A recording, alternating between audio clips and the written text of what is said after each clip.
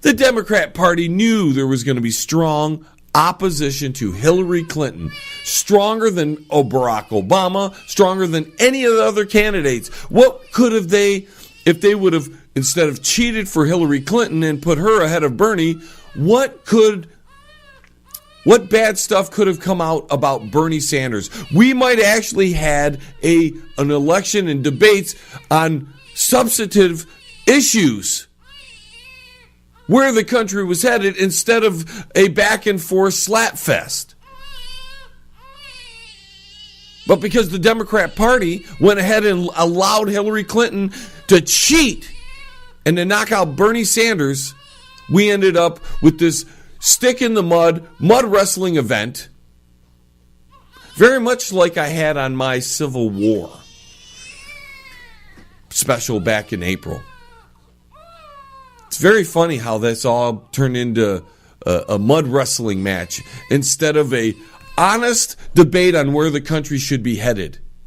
And that's all because the Democrat Party sent up Hillary Clinton. There was going to be opposition. You guys should have cried foul when Bernie got ripped off and made them put Bernie in. Bernie got ripped off. You just allowed it to happen. Oh, okay, fine. Hillary's not, Hillary, we'll take Hillary. We know her. The Electoral College is a state-by-state representation. If you don't want your state to count anymore, go for the popular vote. If you want your vote to be smaller, to represent a smaller percentage, continue to vote or continue to believe in the popular vote. What you're saying is that you want to be able to have 3 people at a table, 2 people decide to kill one person because that's the popular vote. That's what you're saying. The Electoral College was put in place. Our founding fathers may have not been perfect men, and they may have done some deplorable things. But they were very smart people in the way they constructed the Constitution.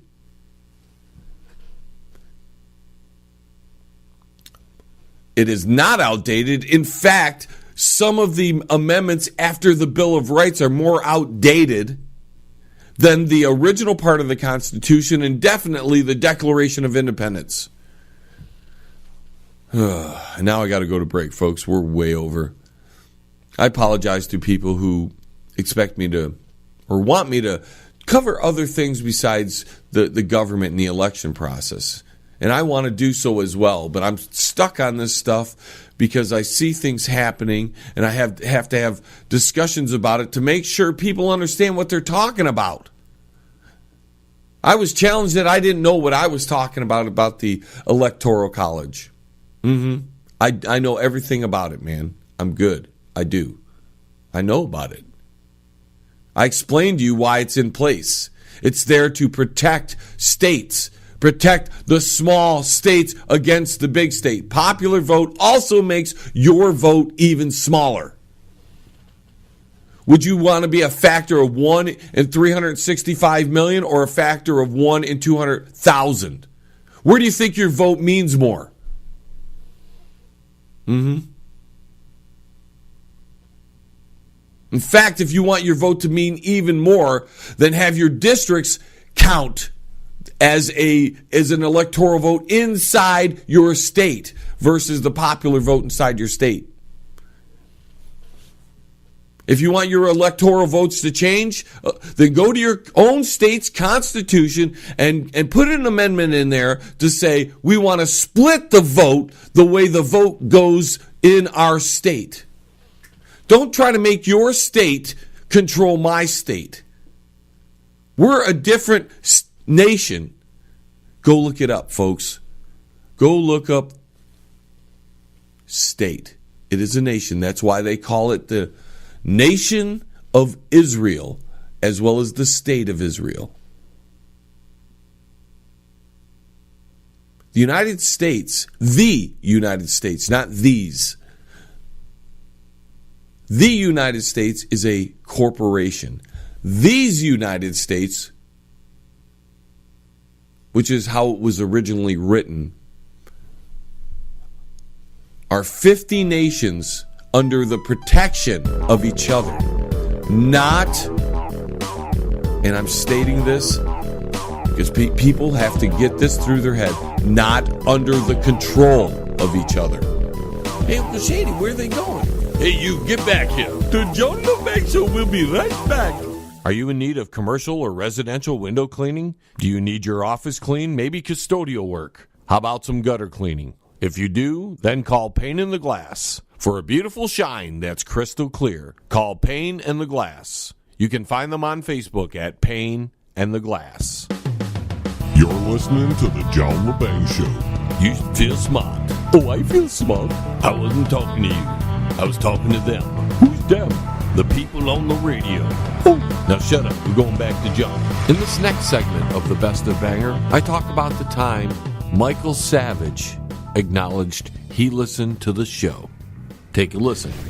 So, my mood has really changed since the election, and I felt like I've turned this major corner.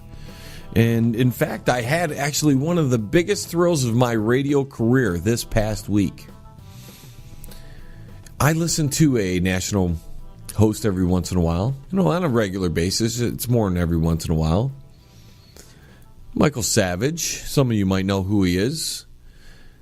And over, the past year and a half, I've heard him referencing things, or echoing things is probably a better term, that I've said on my broadcast and my shows and my videos. And I've often thought, I'm like, man, is he listening to me, or is this just coincidence? And I played it off as coincidence because it happened 2 or 3 or 4 times. I don't remember how many times, but it happened a few times. But most recently, and that's this past week, I feel like I have, in fact, I am so certain that he is listening to my broadcast. I even did a few videos on it, and I even got some confirmation.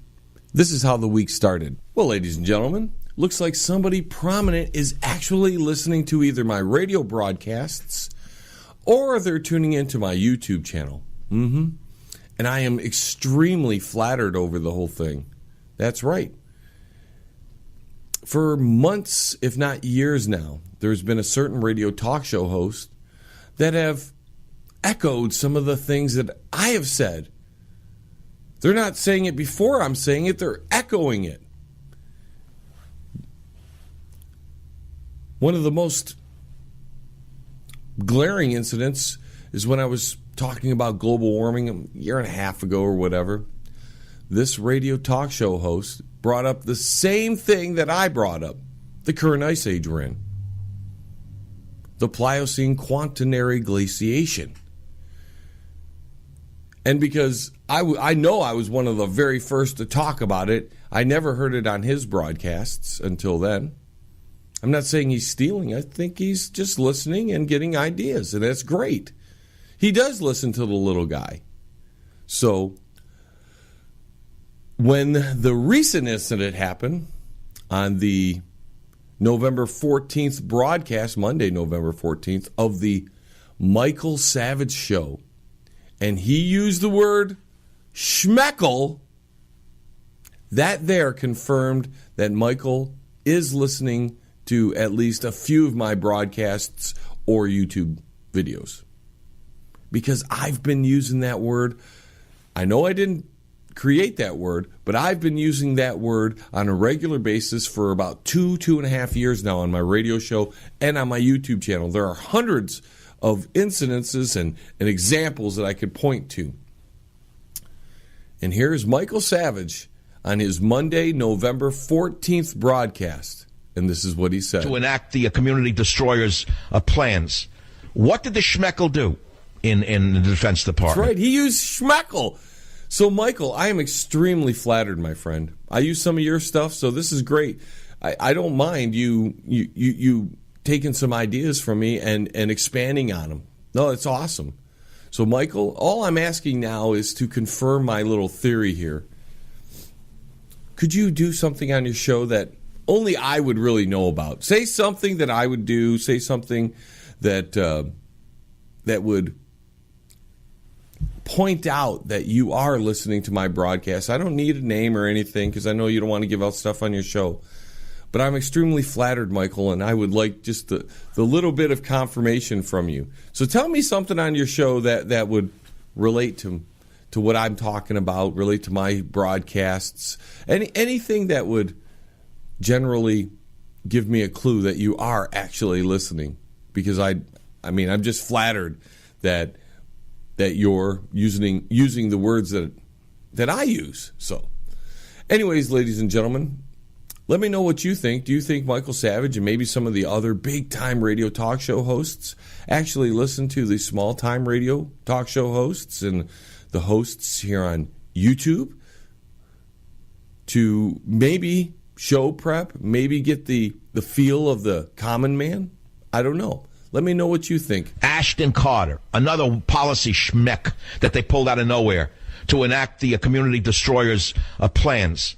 What did the schmeckle do in the Defense Department? And one last thing, Michael, thank you so much.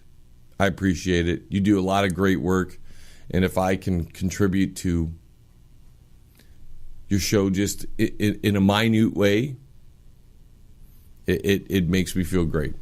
And after asking him to give me some kind of confirmation that he was listening to his show, on the very next broadcast, this is what he said. I guess what I'm saying is we never know who's listening to a radio show. You have to assume when you do a radio show like this, which is heard across the world, between the radio and the internet, you have to assume that there are people listening who you don't know who they are, wouldn't you? Can you believe it? I was so dang happy and flattered that a national radio talk show host, the man who probably owns the biggest sector, the biggest segment of internet talk radio on the planet, Michael Savage, was taking the time to listen to a little person like me. I shouldn't be that surprised because he is a man of the little guy. When you listen to his show, he has the average guy talk on his show. They call in and they talk and tell stories.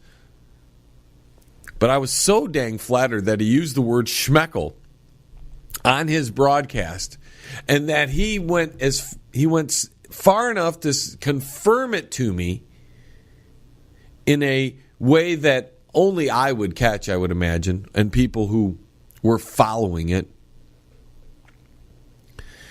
And so I just thought it was a highlight of my radio career, and I just wanted to, brag about it. I don't even know it's bragging. I just wanted to, I'm happy about it, and I wanted to talk about it. But it's funny though, because I have no problem whatsoever with Michael Savage using the term schmeckle on his broadcast. Whatsoever. He wants to borrow it. He wants to use it as his own. Whatever. It doesn't bother me at all. But I'm telling you, there are others out there, more on, my listener level and below me. Most likely they're below me, actually. I see the numbers by a lot of my competitors. And when they borrow, mostly it's stealing, but when they borrow things that I do, when they put their own brand on something I've done before them, I tend to get mad about it and a little upset and a little like, sour. And I'm wondering, is that me being a hypocrite that I'm okay with Michael Savage borrowing a word of mine, Maybe because I have mad respect for the guy that it's easier for me to accept. But others who all they do are really either mimicking me or parroting me or copying me.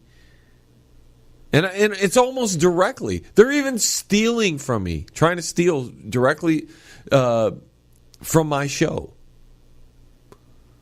Whether it be bits, whether it be phrases, whether it be listeners.